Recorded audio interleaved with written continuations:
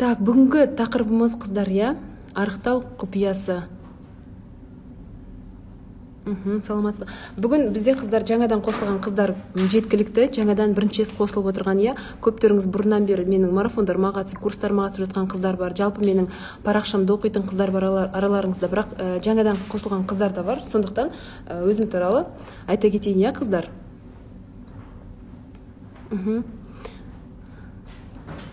Так, өзім туралы айта кетейін, қыздар. Мен жалпы кішкентай кезімнен толықтыққа бейім болдым. Как себя помню, ес білгелі, және өзімнің кішкентай кезімде, енді кішкентай бала білмейді ғой толық екен, бірақ та ес білгелі, это где-то, знаете, бірінші класстан бастап примерно өзімнің толық екенімді байқай бастадым. Ол қалай болды? Бірінші класс оқып жүрген кезіміз юбка киеміз, ол кезде қыздар, қара юбкаға блузка киюші едік қой, естеріңізде ме, 90-шы жылдары. Сол кездері есімде андай толықтықтан юбканың түймесі жабылмағаны мамам ілмек істеп беретін. Сонда басқа қыздардың юбкаларына қараймын, бәрінің юбкалары түймемен ғана түймеліп тұрады, менікі ғана ілмекпен тұратын ше. Сол кезде уже бірінші класста мен түсіне бастадым да, мен басқалардан толық екенімді. Содан басталды ғой менің толықтықпен күресім. Содан басталған әлі күнге дейін келе жатыр сол тема. Қарап отырсаңыздар, қанша уақытым, барлық өмірім осыған кетті десе болады осы темаға. Бұл тема до такой степени уже үйреніп кеткем. Бір жерден бірге кессем, сразу уже қағып алатын болғамшы. Сөйтіп мектеп кезінен басталды, толықтық қарап жүретім, бақылап жүретім. Ол кезде енді ақпарат жоқ кезі ғой, 90-шы жылдары. Білетіміз сол спорт, көбірек қозғала берсең арықтайсың деп ойлайтын, жүгіріп, даже туыстарым біледі ғой, кей кезде бір туыстармен отырыстарда айтып жатады да, сен кішкентай кезіңде қашан барсаң терлеп те жаттығу жасап жатыр едің ғой деп. Білетіміз сол мектептегі жаттығулар ғой, ол кезде отжимание, отырып тұру деген сияқты, жүгіру. Одан қалса біздің тұратын жағымызда, мен Шығыс Қазақстан Зайсан деген жерінде тұрған болатын, бізде ипподром болатын, ат жарысы болатын жер болады ғой, үйдің жанында болды да, алыс емес еді. Соған барып жүгіретім. Все время жүгіретім, жүгіріп аяғында жарыстардан орын алатын болып кеттім ғой, до такой степени қатты жүгіргенін. Бірақ зато спортқа деген менің махаббатымды оятты осы жәнегі менің толықтықпен күресім. Сол қыздар, сөйтіп содан жүгіретім, ол кезде білетіміз ақпаратымыз сол, тек қана спорт, тек қана қозғалу беру керек деп ойлайтынбыз. Сол кезде май шықса, значит, тер шықса, значит, май шығып жатыр деп ойлаймыз ғой. Сөйтіп жүрдік, одан кейін переходной возраст болды, мына қыз болып қалған кезіміз 12-13 жас кезі. Сол кезде уже, қалай айтсам, ол кезде уже байқай бастайсың ғой, енді ұлдардың алдында әдемі болып жүргім келеді деген сияқты. Басқа қыздарды байқайсың. Ол кезде еще гормональный перестройка басталатын кез ғой, қыздарда.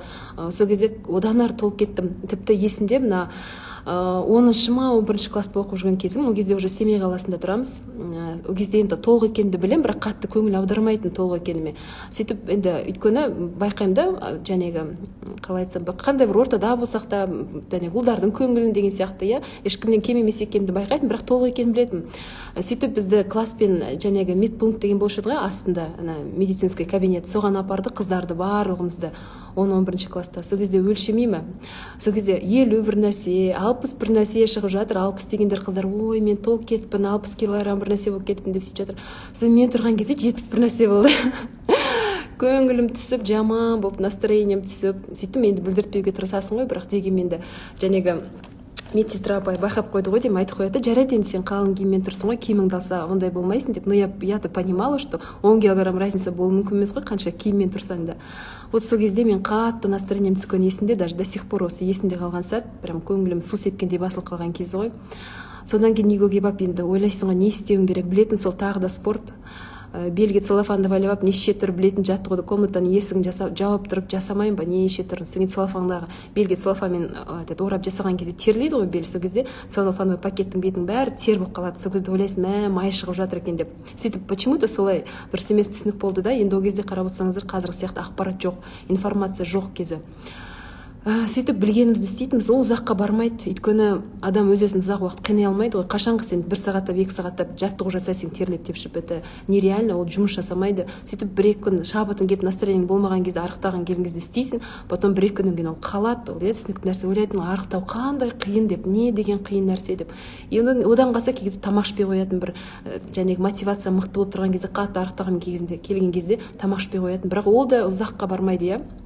Одан кейін қайтадан жәнегі 1-2 күн тамақ ішпей жүресің, қайтадан басып тамақты жеп аласың, сөйтіп одан ары настроениең түседі, өзіңе деген сенімің жоғалады. Сөйтетін енді барлықтарыңызға таныс нәрсе деп ойлаймын, ол кезде енді психология деген ғылым бізде қатты дамымаған кез, одан кейін пайда болды ғой, одан кейін дами бастады. сөйтіп настроением түсіп сөйтіп қалатын, то арықтағанда да қатты арықтамайсың ғой, сол чуть-чуть қана бір жиын бір нәрсе болатын кезде, бір мероприятияның алдында 1-2 күн бұрын өзіңді тамақтан шектеп жүресің да, ол мероприятие өткеннен кейін басып жеп алып қайтадан сөйтіп жүретін. Сондай бір үлкен жоғары класстарда оқыған кезім осылай есімде қалыпты да. Одан кейін студенттік кез басталды. Студенттік кезде тоже бірінші курс кезім.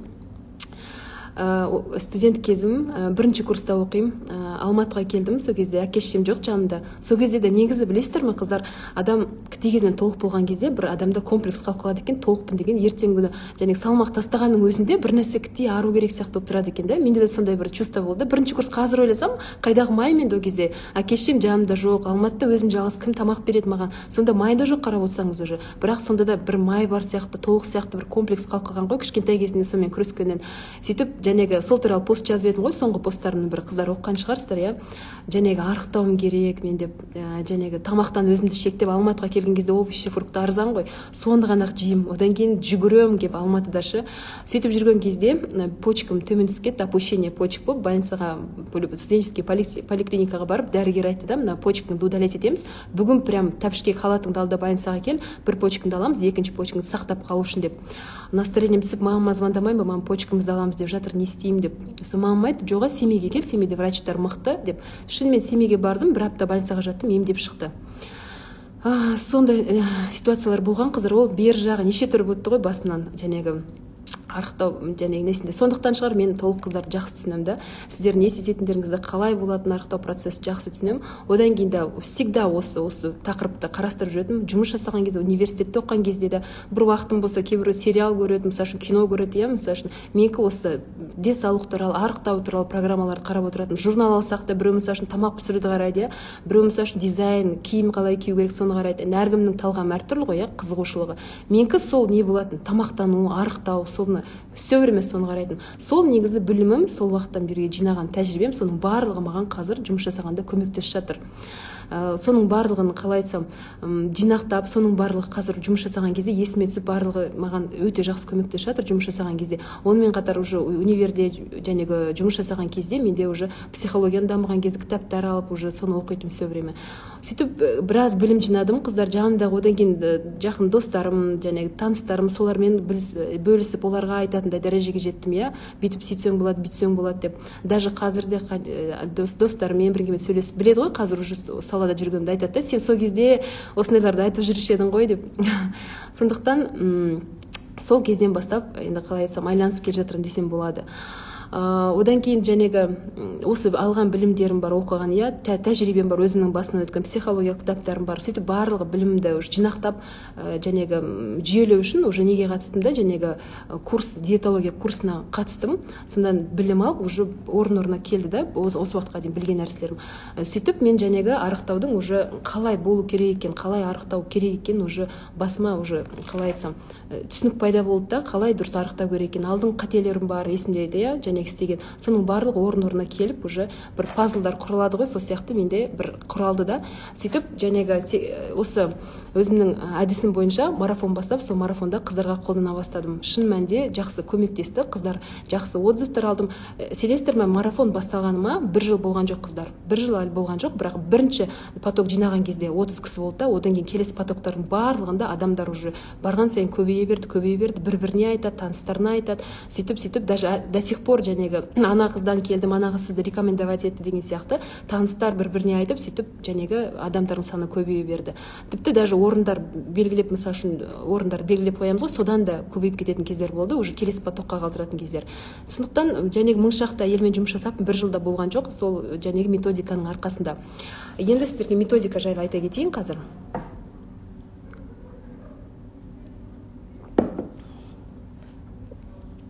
Енді методика жайлы айтатын болсам, қыздар сұрақтарыңыз болса, осы ненің эфирдің аяғында қойсаңыздар, иә, мен ойым бөлініп кетпеу үшін, сіздерге дұрыстап жеткізу үшін, иә, ойымды. Методика жайында айтатын болсам, қыздар, менің түсінгенім, арықтау процесі вообще қиын болмау керек. Ең маңызды осыған көңіл аударыңыздаршы, это прям основа из основ. Одан кейін постымда жазғандай, қыздар, 4 негіз болу керек.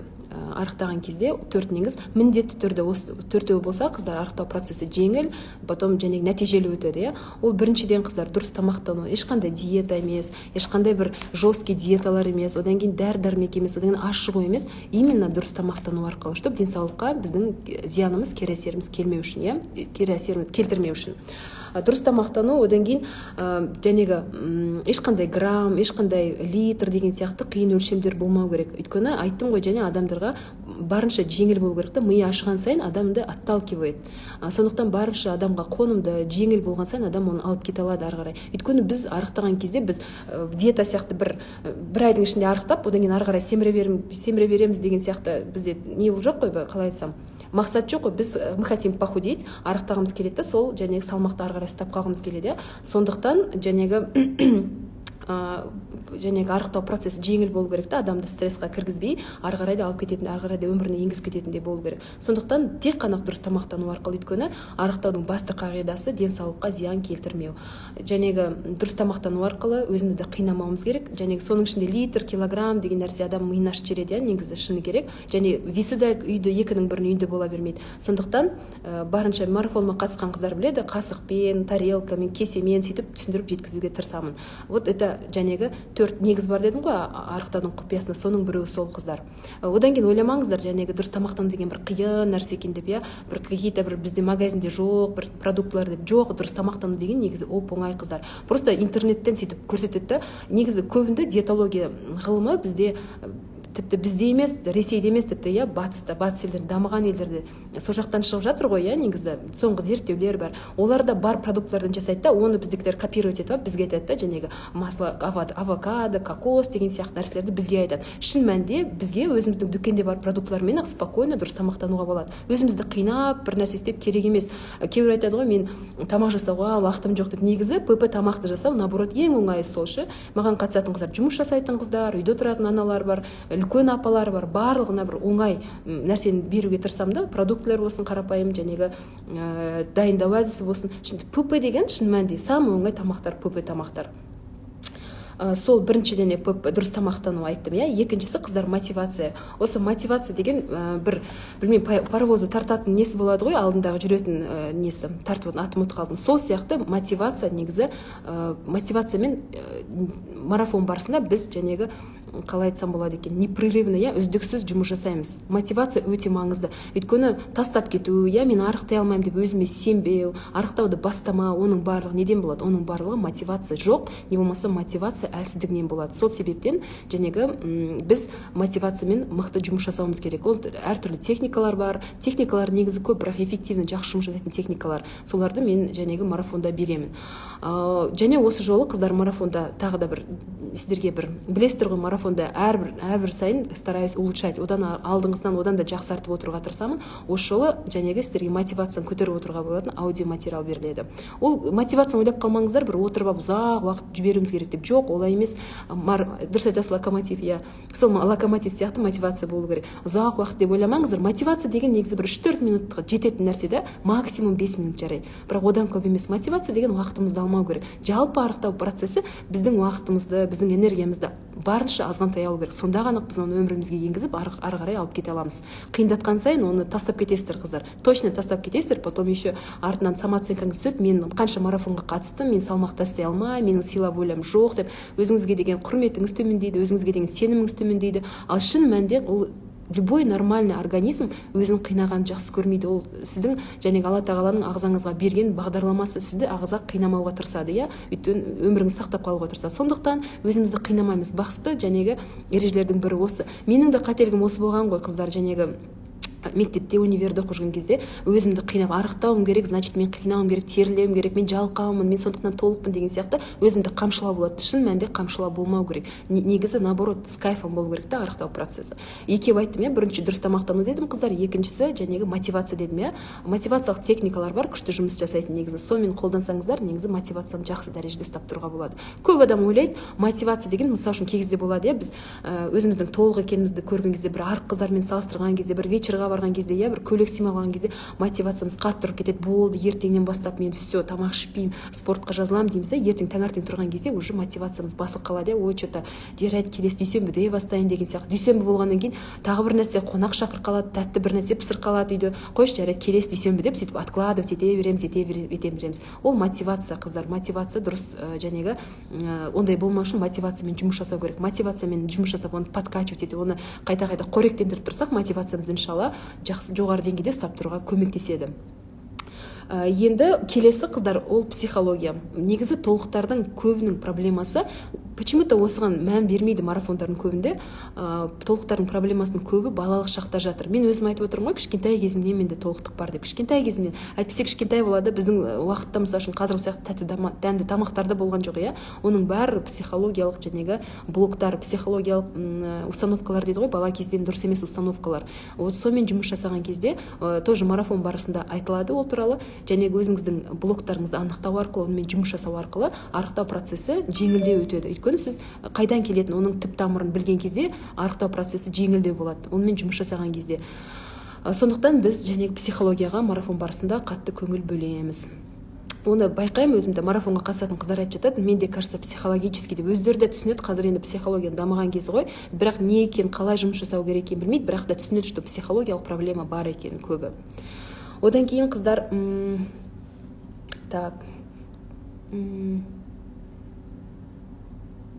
так потом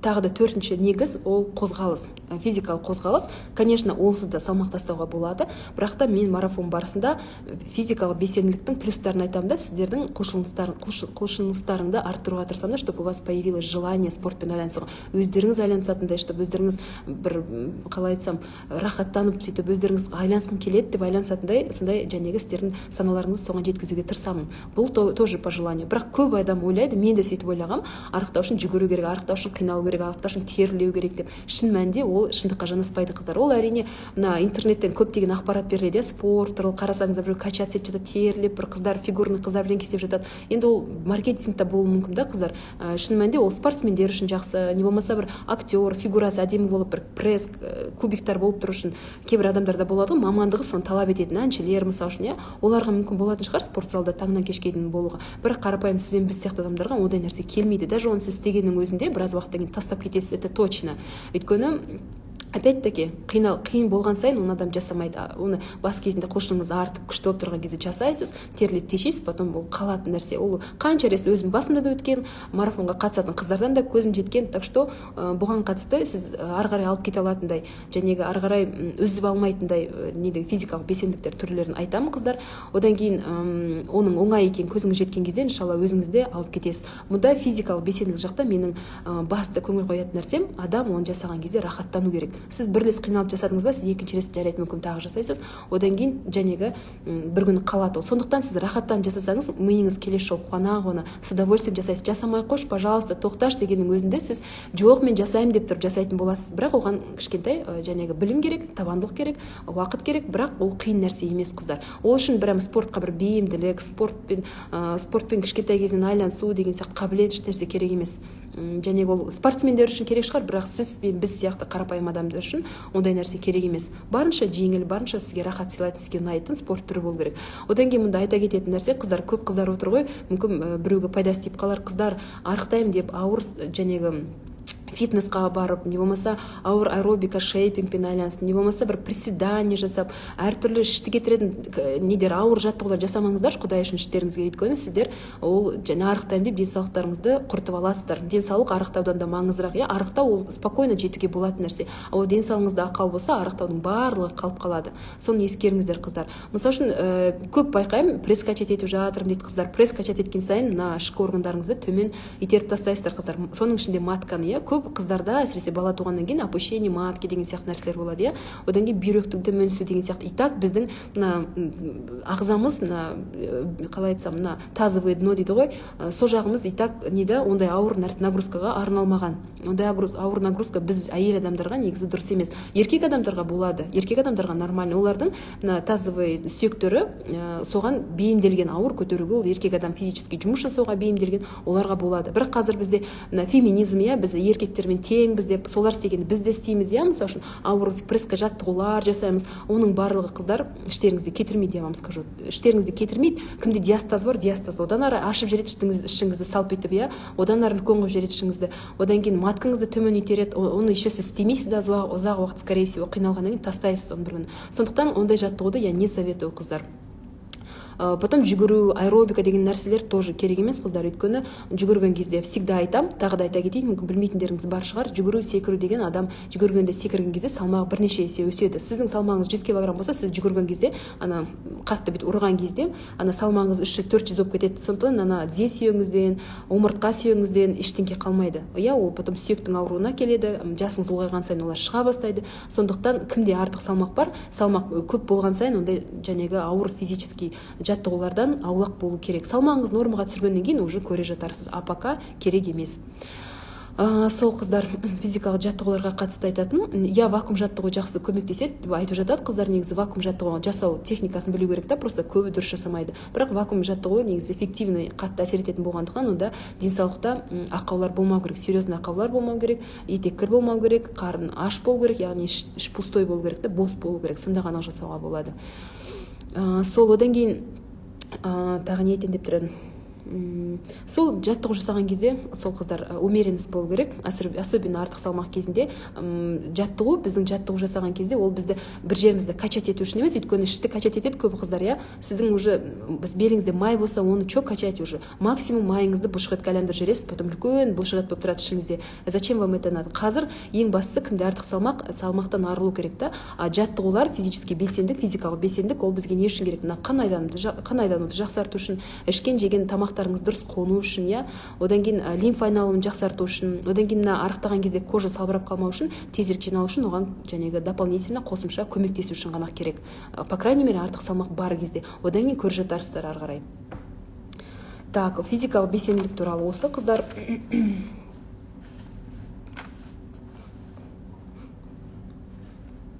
Так, одан кейін тағы да тоқталып өткім келетін нәрсе. Жәнегі айтып өттім ғой, барынша қиындатпау керек деп. Бұл тоже басты қағидалардың бірі. Сіз қиындатқан сайын, ол тамаққа қатысты, ол жәнегі кез келген нәрсеге қатысты, иә. Қиындатқан сайын сіз оны тастап кетесіз. Сол всегда есіңізде болсын. Сондықтан умеренность ұстау керек, қыздар. Умеренность, яғни жәнегі өзіңіздің нормаңызды білу керек, содан аспау керек. Мен часто байқаймын, марафонда кейбір қыздар салмақ тастап, күшті салмақ тастап жатады да, хотят еще больше, бұдан да салмақ тастайын дейді.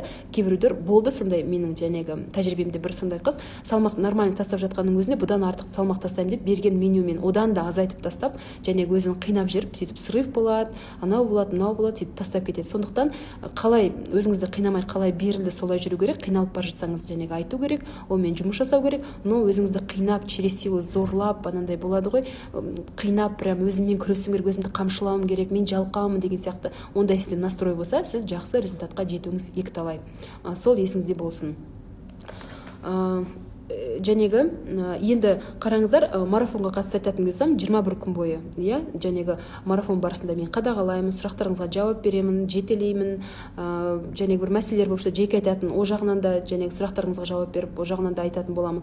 Одан кейін марафон барысында жәнегі 4 негізді айттым ғой, жәнегі психология, мотивация, дұрыс тамақтану, физикалық белсенділік туралы, сол туралы 4 жақты жұмыс жасаймыз қыздармен, чтоб жәнегі әсері болу үшін сол марафон барысында осы өмір салтына айналып кетуге көмектесу үшін жәнегі қолымыздан келгенді жасаймыз.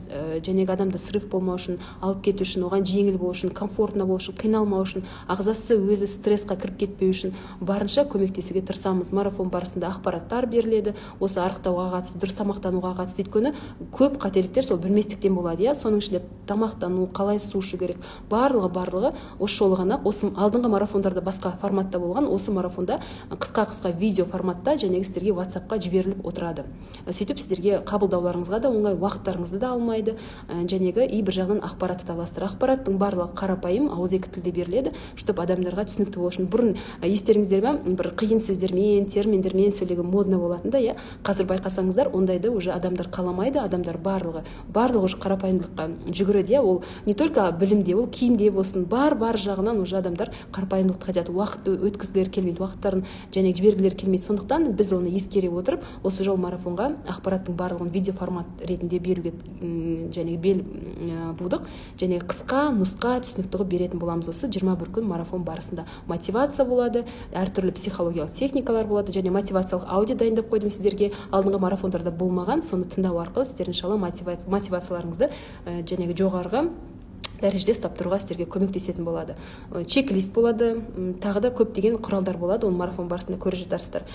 Енді қыздар тағы алдыңғы уақыттарда болмаған тағы сіздерге үлкен бонус. Егер сіздер бүгін марафонға жазылып үлгерсеңіздер, сіздерге не беріледі, сыйлық беріледі. Ол тек қана мен арықтау курсым бар, қыздар білесіздер, иә? Ол марафоннан бөлек арықтау курсы бағасы әлде қайда қымбат. Сол курста берілетін ішке арналған видео жаттығу болады. Ол видеоны ойлап қалмаңыздар, интернеттен бір жерден алып бере салады екен деп, жоқ, олай емес.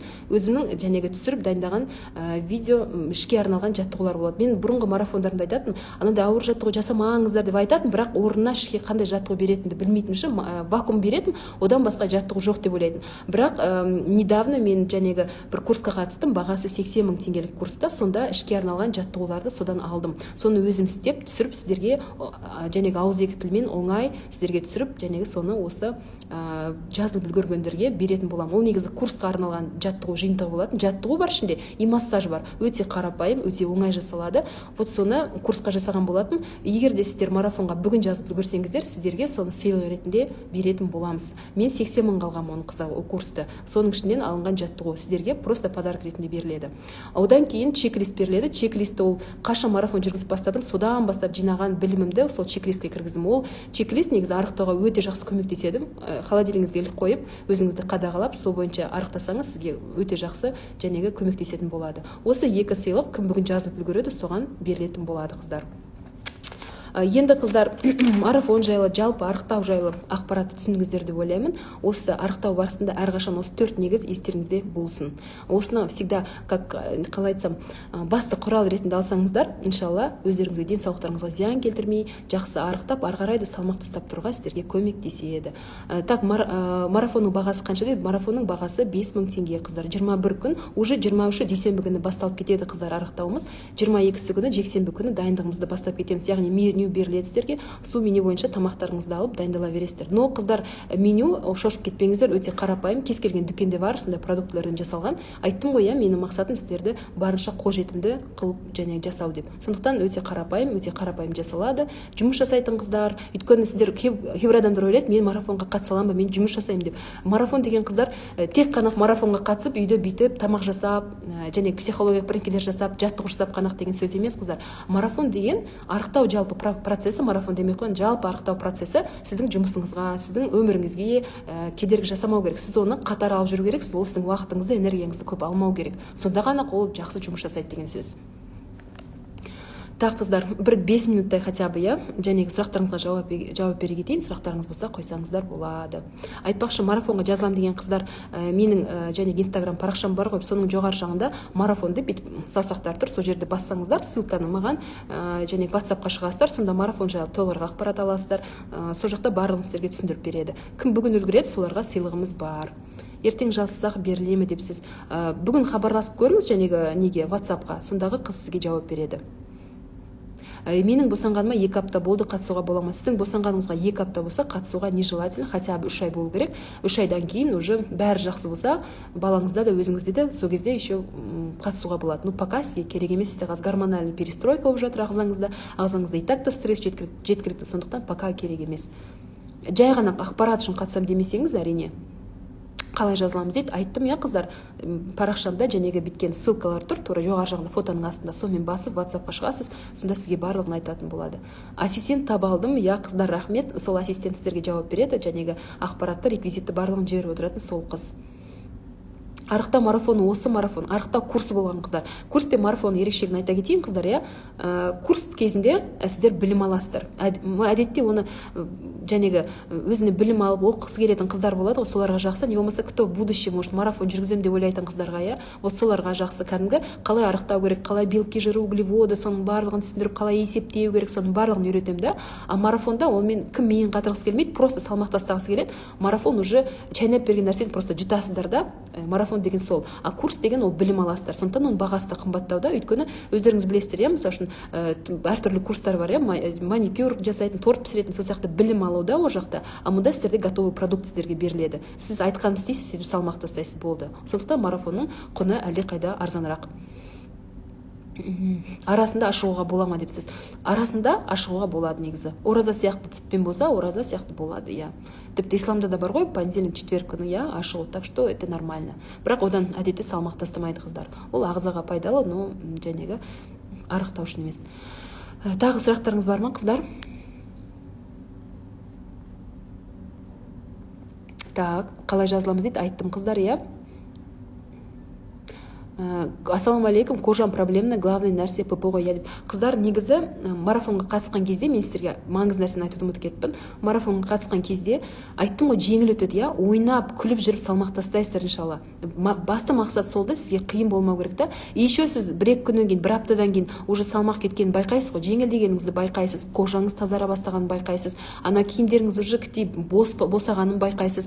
Сөйтіп, жәнегі результатты көре бастаған кезде уже өзіңізден по ощущениям жақсы энергияңыз көбейеді, өзіңіз жеңіл жүресіз, иә, өйткені тамақ көп болып нетіп жүрген кезде адамда все-таки энергиясын алып қояды ғой. Жеңіл жүресіз, энергияңыз көбейіп, кожаңыз тазарып, салмағыңыз кете бастаған кезде, бұл сізге дополнительный мотивация болады да, осылай оп-оңайды арықтауға болады екен ғой деген сияқты. Ол мотивацияңыз одан ары артады. Ары қарай сізге салмақ тастау барған сайын жеңілдеу болады да уже. Сондықтан қыздар дұрыс тамақтана бастаған кезде, соның ішінде дұрыс су ішкен кезде кожа тазара бастайды әдетте. Кожа неге және қотыр-мотыр пайда болады? Әдетте ол біздің зашлакованность организма, иә, соның ішінде ішектеріміз, асқазанымыз зашлакованный болған кезде, жәнегі ағзадағы токсиндер кожа арқылы шыға бастайды, дәрет арқылы шыға алмаған кезде тоже сондай болады. Кстати, көп қыздарда мен байқадым, жәнегі кімде лишний вес бар, оларда жәнегі үлкен дәретпен проблема болады. Ол марафонда күшті шешіледі, қыздар. Оны уже неше рет көзім жетті. Марафонға қатысқан қыздар айтып жатады, дәретім жақсарды, бұрын дәретке 2 күнде бір барушы едім, 3 күнде бір барушы едім деп, дәретке баратын болдым, үлкен дәретке деп. Үлкен дәретке бардым деген күнде ол ағзаның ас қорыту мүшеңіздің дұрыс жұмыс жасай бастағанының белгісі.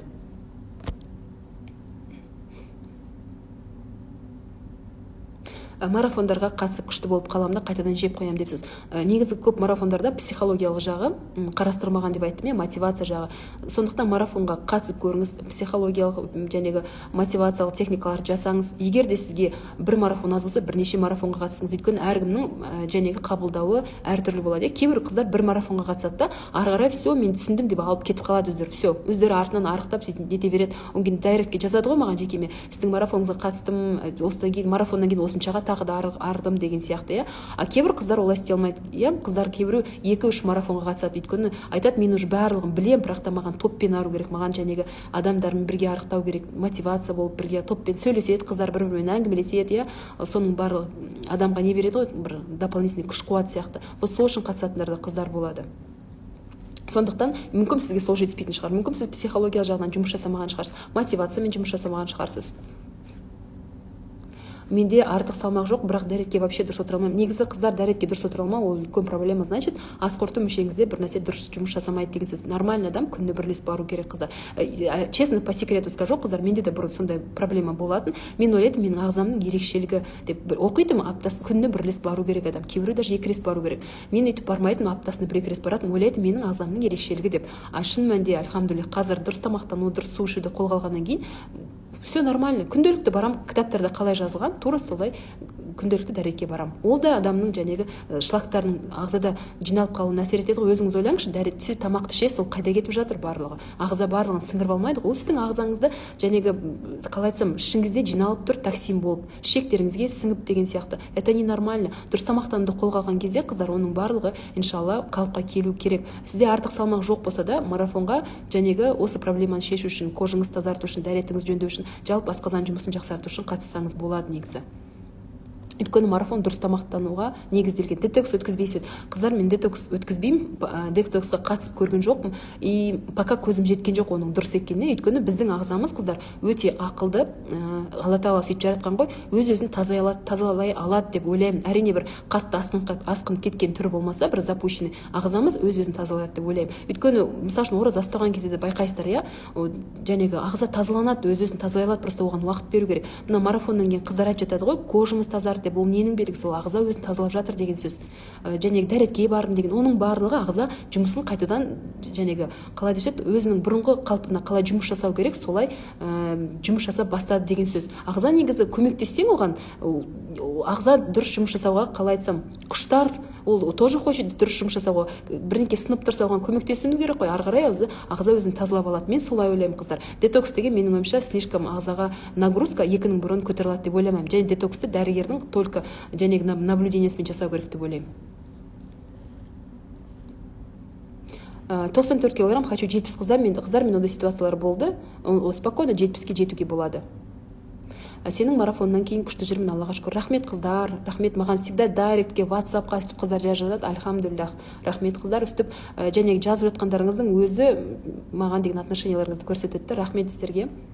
Беттің ісуі неден? Беттің ісуі ағзадағы сұйықтықтың жиналып дұрыс шықпауы. Опять-таки қыздар сол де зашлакованностьқа жақын тақырып. Ағзада біздің сұйықтығымыз, біз ішеміз, ол шығып сөйтіп тұру керек қой, нормальный жұмыс жасайтын ағзада. Бір нәрсе дұрыс болмаса, біз сұйықтық ішеміз, ол тұрып қалады денемізде. Ол лимфа дұрыс қозғалмауы мүмкін, ол дұрыс тамақтану қолға алған кезде, иншалла, қалпына келеді. Негізі біздің денсаулығымыз, қыздар, тамақтануымызға тікелей байланысты. Прям қазір ученыйлар айтып жатыр ғой, это наш второй мозг деп, жәнегі асқазанда. Сондықтан асқазан, тамақ ішуді, өмір салтыңызды жөндесеңіз, көптеген дерттеріңізден арыласыз, соның ішінде гормональный нарушенияларды. Ондай да пікірлер бар, қыздар, және гормондарды тамақтану арқылы жөндеуге болады деген. Даже өзімнің бір таныс әйел, бірақ айтты, бір недавно кездескен кезде, қызды гормональный дәрілер ішеді екен да, мектепте оқитын қыз, ойлаңыз, гормондар ішеді дейді, уже жоғары класста 9-10 оқитын қыз, и сөйтіп дұрыс тамақтануға отырғаннан кейін вообще гормондардан отказались дейді, гормон ішпейді уже, нормально дейді. Видите, қалай жәнегі әсер етеді біздің тамақтануымыз, қыздар. Біз как попало тамақтанамыз, қыздар, уақытта ішеміз. Ана маргарин мен қанттарға, неше түрлі дәмдегіштерге, химикаттарға толған тамақты жейміз. Енді одан кейін ағзадан нені күтуге болады, неге, кімге ренжуге болады, өзімізге ғана ренжуіміз керек та негізі. Менің салмағым тез түседі, тез көбейеді, неліктен дейді. Әсем, сіздің салмағыңыз тез көбейіп, тез түсетін болса, значит, ағзаңыз нормально жұмыс істейді деген сөз. Жақсы жұмыс істеп тұр деген сөз. Бірақ сіздерге айта кетейін, қыздар, менің ағзам тез салмақ тастайды деп айтады, қыздар. Бірақ ол с каждым разом баяулай береді, қыздар. Өйткені бір жағынан жасыңыз, екінші жағынан сіз салмақты түсіріп қосқан кезде ағзаңыз бейімделіп алады. Уже мен өзім байқадым, марафонға көп салмақпен ойнайтын қыздар келеді ғой, мысалы үшін, олардың салмақтары барған сайын баяулайды да. Ешқашан жәнегі марафонға қатыспаған, ешқашан диета ұстамаған қыздардың ағзалары күшті реагировать етіп, прям марафонға тез салмақ тастап, тез қабылдап деген сияқты. Өйткені ағзасы ондайға бейімделіп үлгермеген әлі. Сондықтан салмағыңыз тез түссе, бір жағынан қуаныңыз, значит, ағзаңыз жақсы жұмыс жасап тұр. Но енді салмақ тастайтын болсаңыз, қайтадан бүйтіп етпеңіз, ойнамаңыз ағзаңызбен, барынша соны ұстап қалуға тырысыңыз, алып кетуге. Мен арықтай алмай жүрмін, жасым 49-да. Маған негізі үлкен жастағы әйел адамдар көп қатысады, апалар, 60-тағы, Вот таң қалатын, сол кісілер салмақты жақсы тастайды. Мен ойлаймын, мүмкін олардың ағзалары бізден қарағанда мықты ма деп, өйткені олардың жас кездерінде ол кісілердің қазіргі сияқты зиянды тамақтар болмады ғой. Бір жағынан сол, екінші жағынан ол кісілердің мінездері уже сондай да. Қалай айтасың, тура солай істейді, они исполнительный дейді ғой. Қалай айтасың, солай істейді. Содан кейін ба, білмеймін, салмақты өте жақсы тастайды, жас үлкен кісілер. Әдетте әрине денсаулықтарында ақаулары серьезный болмаса. Даже бір әйел адам 12 килограмм тастаған, ол туралы айтқам, қыздар. Марафоныңызға қатысқанда жаттығу жасамауға болады. Білесің, марафонға қатысқан кезде жаттығу жасамасаңыз болады. Сіздің дұрыс тамақтанғаныңыз оның өзі уже үлкен плюс. Бірақ та жаттығу жасасаңыз, ағзаңызға еще қосымша көмектесесіз да. Сондықтан в любом случае жаттығу жасасаңыз, одан да күшті, жаттығу жасамай қатыссаңыз, ол да жақсы. Өйткені сіз дұрыс тамақтанасыз. Марафон 21 күн 3 апта болады. Салмағым марафоннан кейін тұрақты болып тұр, салмақ қосқан жоқпын, рахмет саған. Динаш, сізге рахмет. Значит, сіз дұрыс тамақтануды түсінгенсіз, ары қарай соны ұстанып жүрсіз. Білмеймін қандай дәрежеде, бірақ соны ұстанып жүрсіз. Мен, кстати, байқадым, менің марафоныма қатысқан қыздар дұрыс тамақтануды уже примерно өздері меңгеріп алады. Инстинктивно ма, өйткені 3 апта менюмен жүргеннен кейін уже примерно қалай тамақтану керек екенін біледі, уже қалай су ішу керек, қалай нету керек деген сияқты. Кімнің сила волесі мықты, топты қажет етпейді, өздері салмақ тастап жүре береді ары қарай. Марафонға қалай қатыса аламын депсіз, менің профилімде осы инстаграмда фотоның асты жағында бүйтіп саусақтар тұр да, и ссылка тұр. Сол ссылканы бассаңыз WhatsApp-қа шығасыз. Одан кейін WhatsApp-қа шыққаннан кейін жәнегі бүгін сатып алып үлгерсеңіздер марафонда сіздерге 2 сыйлық болады. Тағы да қайталап өтейін. Мына іштің салбырап тұрған іштер болады ғой, міне соны жинақтауға арналған. Білесіздер ғой, іш мысалы үшін тағы да осында өте маңызды нәрсе айта кетейін, қыздар. Көп қыздар ойлайды, мен арықтағанда ішім кетеді деп. Қыздар, іш жинақталады. Бірақ та егер іштің бұлшық еттері созылып кеткен болса, уже бала босанғаннан кейін, мысалы үшін, или көп тамақ жегеннен кейін, или бұлшық етті жаттықтырмағаннан кейін, ол сіз арықтағанмен бұлшық еттер салақтап тұрады, сіз тамақ ішкенде шығып кетеді, тамақ жоқта жиналып қалады деген сияқты. Сондықтан ішке жәнегі оңай жаттығулар беріп тұру өте жақсы бұлшық етті тонуста ұстап тұруға көмектеседі. Егер бұлшық еттіңіз мықты болса, ішіңіздің, ол сіздің ішкі органдарыңыздың бәрін жақсы ұстап тұрады. Босанған кезде сізге жеңіл болады, иә.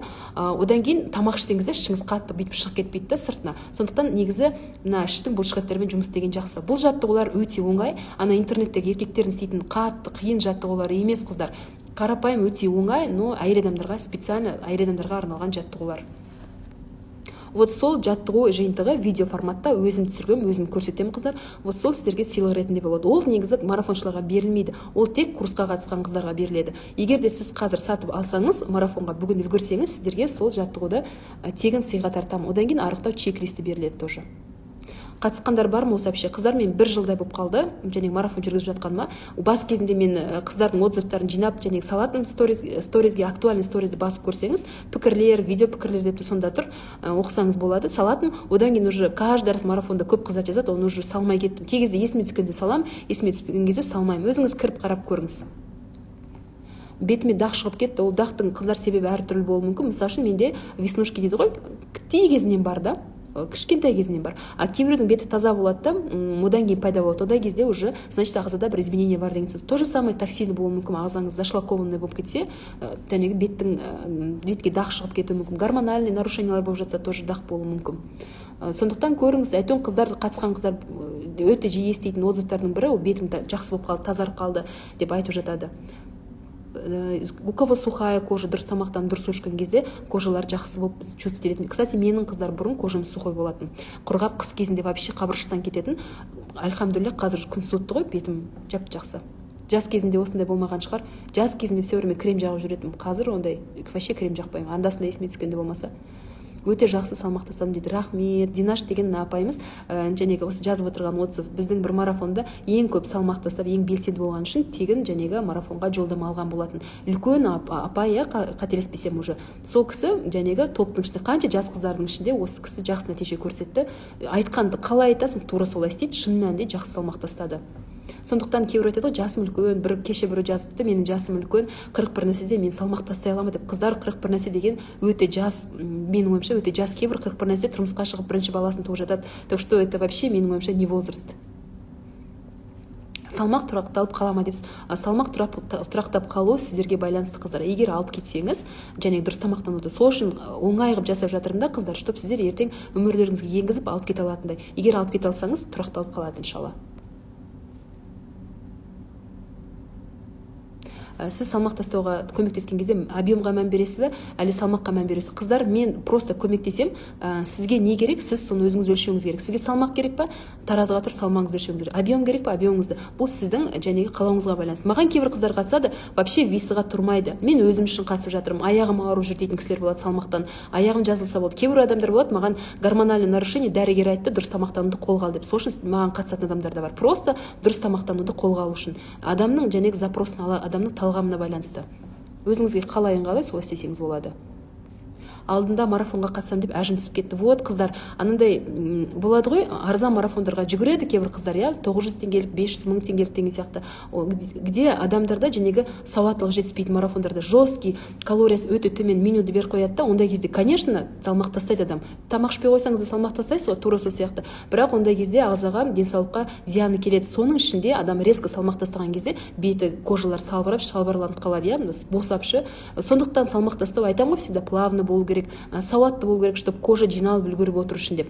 Сондықтан қыздар, анандай бірден көп салмақ тастауға нетпеңіздер. Қалай айтады, не стремитесь, қыздар. Сауатты тастау керек. Адам ары қарай салмақ тұрақталып қалатындай. Соған стремитесь ету керек, қыздар. Араларыңызда кім арықтамады, қыздар? Барлықтарыңыз арықтадыңыздар ғой. Потом весті қосып аласыздар. Вот сол қателіктен. қатысқан қыздар ойланбай нәтижесі күшті дейді. Рахмет. Каждый раз марафонды улучшать етіп отырға тырысамын, осы жолы қыздар вообще күшті болады иншалла. Тағы да жаңашылықтар енгіздім. Өйткені марафон 2-3 айдай болған жоқ, білесіздер ғой, мен демалдым. Өйткені марафоннан шаршап кеттім. Бір марафонды бітірем, қыздар давайте жалғастырайық деп тағы марафонды бастап кетем. Демалысып жоқ болмай кетті да, мен де өзім еще көмекшісіз. Соны шаршап кеттім, 1-2 ай демалдым. Кейін семіріп кетпеу үшін қыздар психологиялық жағынан техникалар жасау керек, мотивациямен жұмыс жасау керек. Оны марафон барысында айтамын қыздар. Бірақ марафонға қатысты семіріп кеттім екен деп қоя бермеңіздер. Өйткені әртүрлі марафоншылар бар, әртүрлі, және айтып отырмын, кейбірі жесткий меню береді да, онымен тамақтанған кезде адамның қарны тоймайды да, сөйтіп ол ұзаққа бармайды. Арықтайды ол кісі, бірақ та әрең шыдап, бір ай шыдайды да, одан кейін набрасывается бір хайуан сияқты, тамаққа барып. Сондықтан қыздар комплексно подходить ету керек, жан жақты.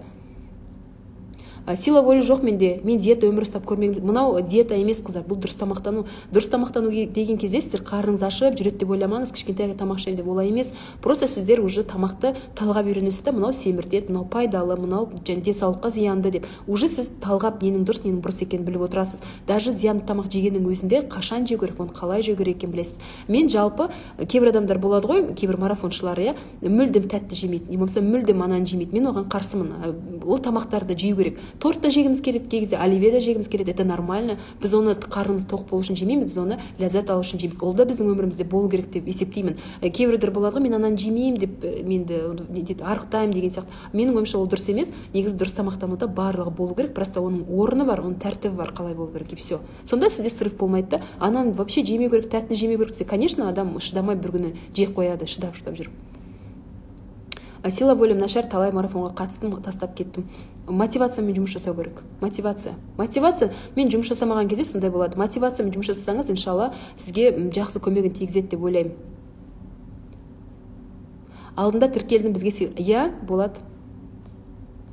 Жәнегі қыздар одан кейін осы жолы алдында болған жоқ, осы жолы айтып отырмын ғой, марафондарға көп жаңашылықтар енгіздім. Соның бірі қыздар, осы марафоннан бір қызға, ең белсенді болған, жақсы салмақ тастаған қызға 10 000 теңге сыйлық болады. Менің бетім майлы не себептен екен? Оның себептері әртүрлі болуы мүмкін. Қыздар, соның ішінде гормоналды болуы мүмкін. Сіз мысалы үшін мектеп оқитын болсаңыз, гормональный перестройка болған кезде тамақтан да болуы мүмкін. Қыздар, біздің тамағымыз қатты әсер етеді, айтып отырмын ғой, барлығына, біздің кожамызға, денсаулығымызға, настроениемізге, гормондардың жұмысына, барлығына. Тіпті байқасаңыздар, адамның менюі, адамның сырт келбетінде әсер етеді, байқайсыздар ма? Ұлттар мысалы үшін қандай тамақ жейді, байқасаңыздар, сразу көрініп тұрады да уже. Шөп-шалаң жейтіндер қандай, ет көп жейтіндер қандай болады.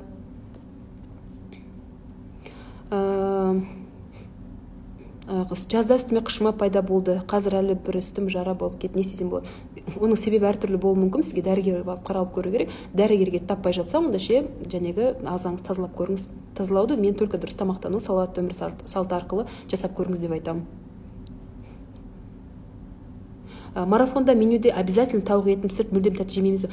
Қыздар, марафонда я советую тәтті жемеуге. Бірақ та кім не может, мұның аналогтарын айтам, не жеуге болады тәттінің орнына. Бірақ та не үшін тәтті жемеген дұрыс екенді марафон барысында айтам. Қысқаша айта кетейін, өйткені көп адамдарда, көп толық қыздарда зависимость бар, пищевая зависимость. Ол мына темекіге, араққа тәуелділік сияқты, тамаққа деген, тәттіге деген тәуелділік болады көп қыздарда. Сол тәуелділікті жәнегі алып тастау үшін бізге біраз уақыт тәттіден бас тарту керек. Сондықтан я вам рекомендую, бірақ сіз қалай жасайсыз, сіз оны өзіңіз білесіз. Мен сізге мынандай жолын предлагать етем, жәнегі жемеу. Одан кейін вообще не могу болса, басқа жолын предлагать етем. Ол өзіңіздің және талғамыңызға байланысты болады. 21 күн болады қыздар. Салмақ тастадың, содан қышыма болуы мүмкін бе? Қыздар, сіз қышыма салмақ тастағаннан мынандай себептен болуы мүмкін. Сіз ағзаңыз тазарады ғой, ішіңіздегі токсиндер жиналып қалған жәнегі шлактар шыға бастайды. Дәретпен, үлкен дәретпен, термен, соның ішінде шыға бастауы мүмкін. Өйткені біздің ішіміздегі нәрсе, жаман зиян заттар тер арқылы да шығады. Білесіздер ме? Терлеу арқылы моншаға барып көріңіз.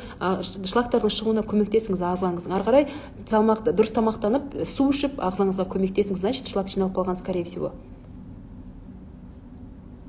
Дәретке 2-3 күнде барам, значит менде шлак толып қалған. Менің ойымша солай. Жаман жағымсыз иіс шығады ауыздан, денеден иіс шыға бастайды. Шлак уже шыға бастайды үшін, негізі шлак дәретпен шығу керек қой. Дәретпен шыға алмағаннан кейін уже солай бастайды. Кстати, қыздар, өте маңызды нәрсе, дәретке 2-3 күнде бір отыратын болсаңыз, ни в коем случае аптекадан дәрі алып ішпеңіздер. Бірінші, дұрыс тамақтану арқылы жәнегі дәретті жөндеуге тырысыңыздар, үлкен дәретті.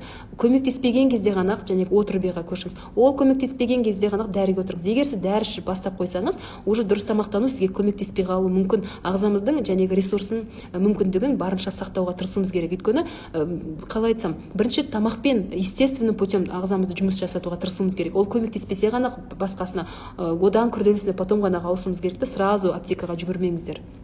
Ағзаны бұзып тастайсыздар. Екінші мәрте қатысып отырмын, өте керемет деді. Рахмет қыздар. Меню күнде отчет жібереміз бе? Қыздар, отчетқа қатысты айтайын.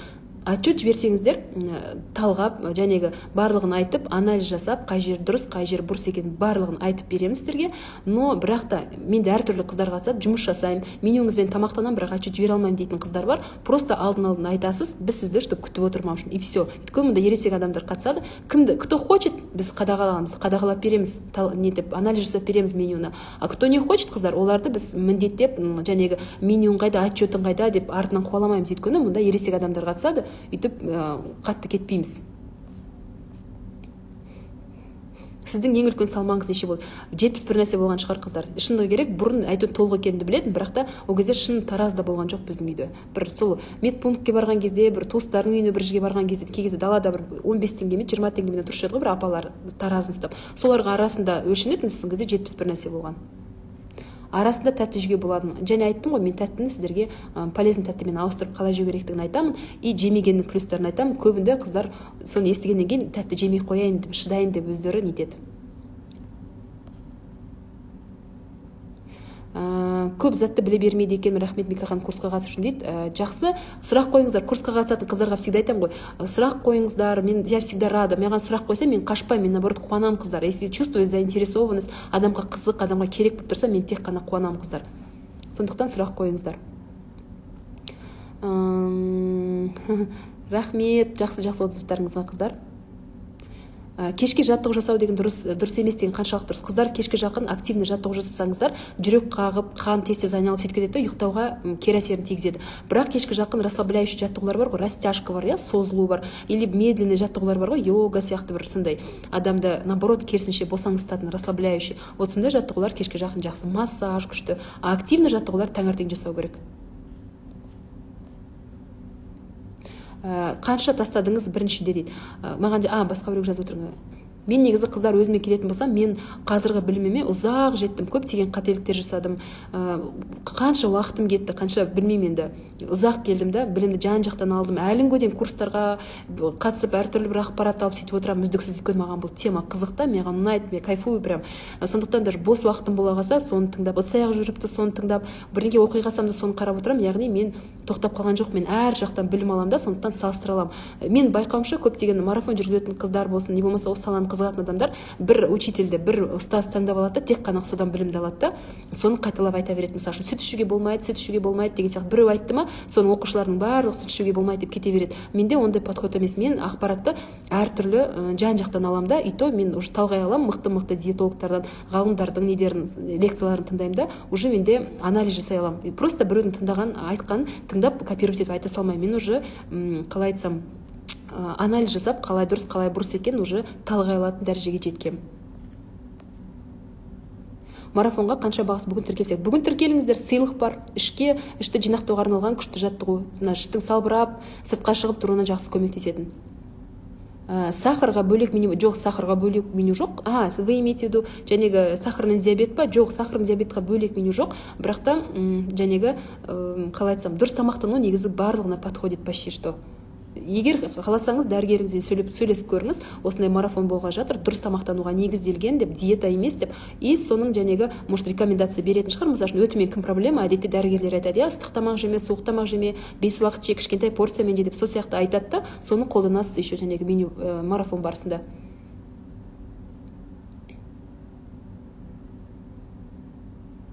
Миканың айтырған сөздер кәдімгідей күшті, мен түсініп отырмын, себебі мен куәмін нәтиже алатындарыңызға. Рахмет қыздар.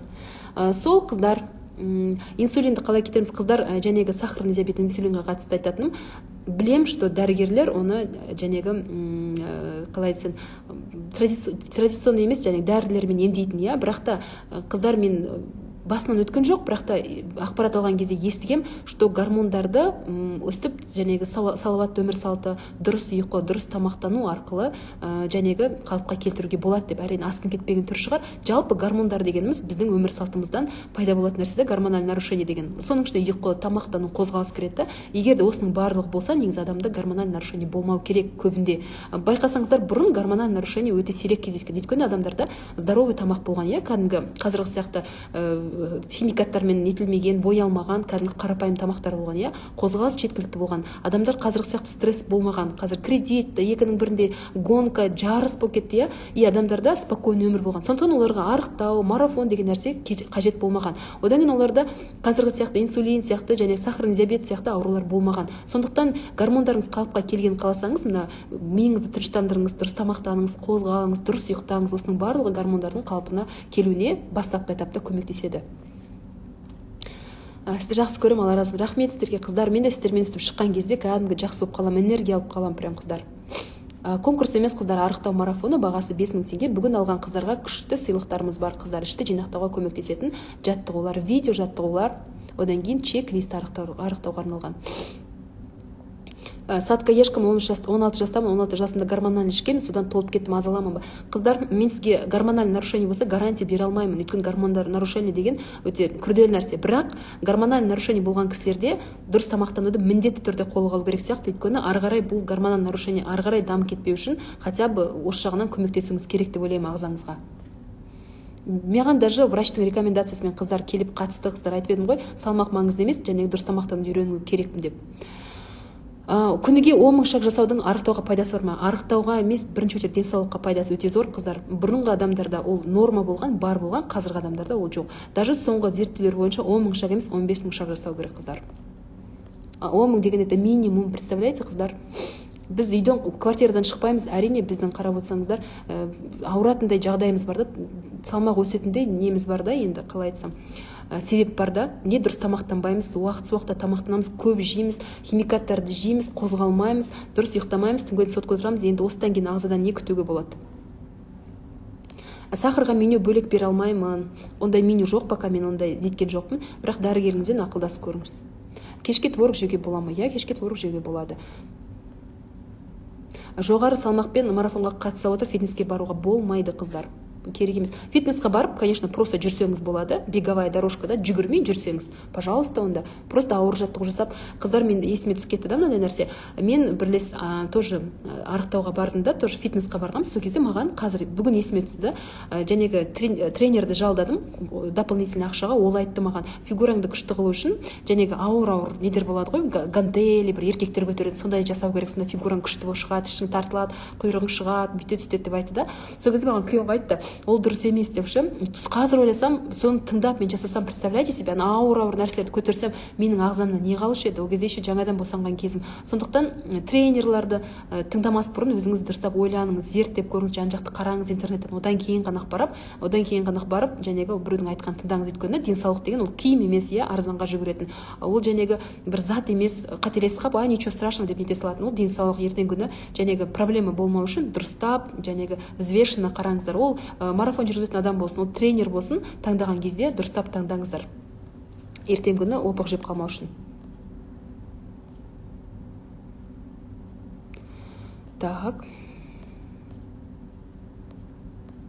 Так, қыздар, вроде сұрақтарыңыз бойым 100, салмақ қанша болды? Қыздар, оны есептеп қараңыздар.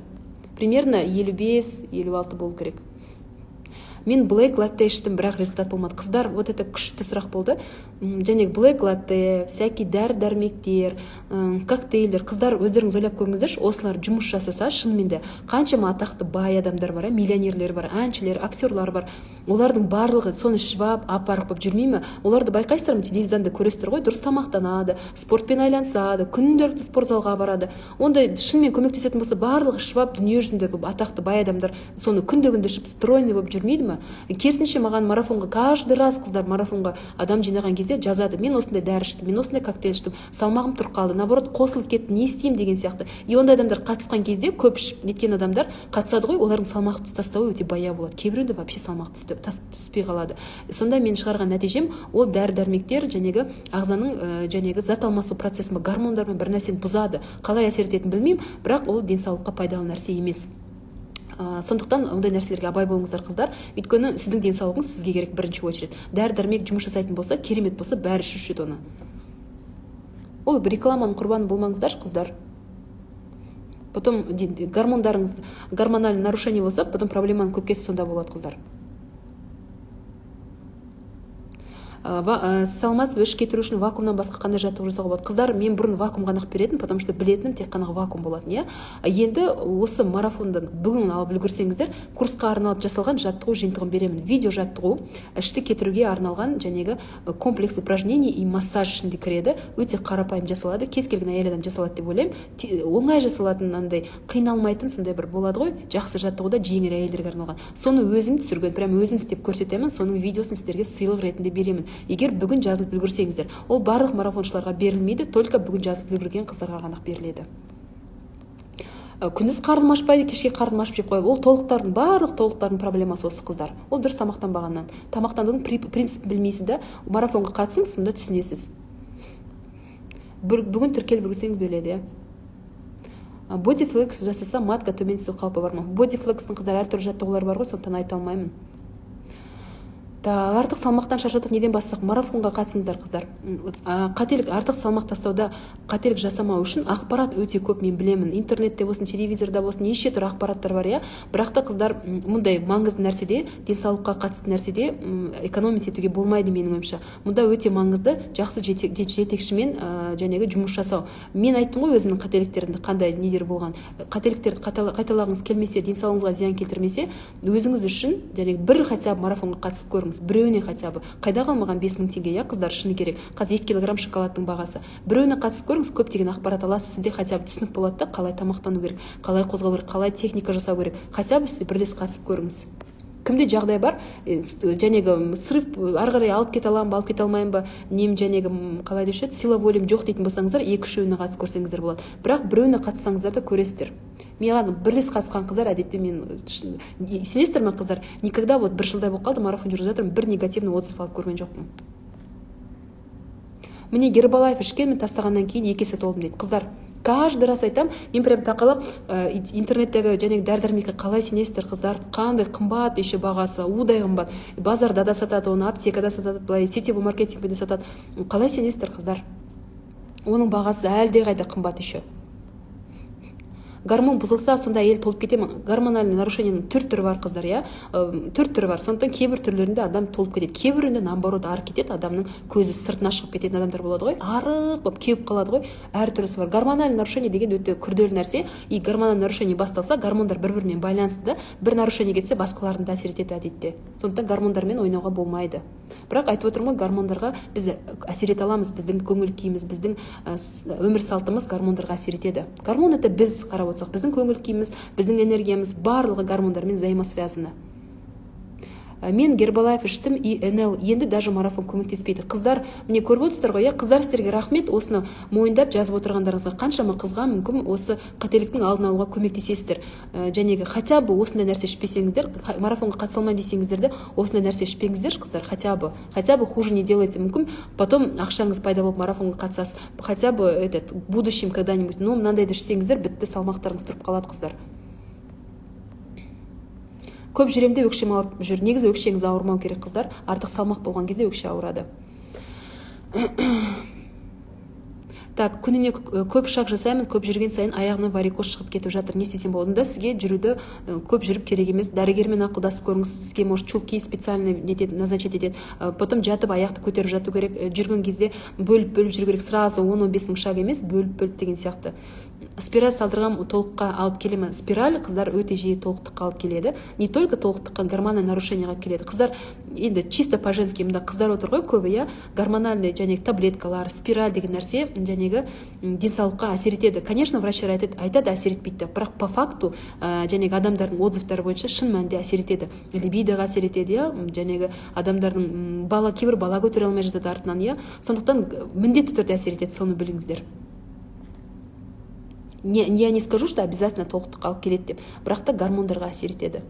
Екі қабаттарға бола ма? Екі қабаттар қатыссаңыздар, просто теориялық білім алуға қатыссаңыздар болады, яғни дұрыс тамақтану не екен, қалай жұмыс жасау керек, психологиялық, мотивациялық техникаларды үйреніп деген сияқты. Бірақ егер тамақ ішетін болсаңыз, жәнегі марафонның меню бойынша менімен жеке тығыз байланыста боласыздар, чтобы сізге зияны келіп қалмау үшін.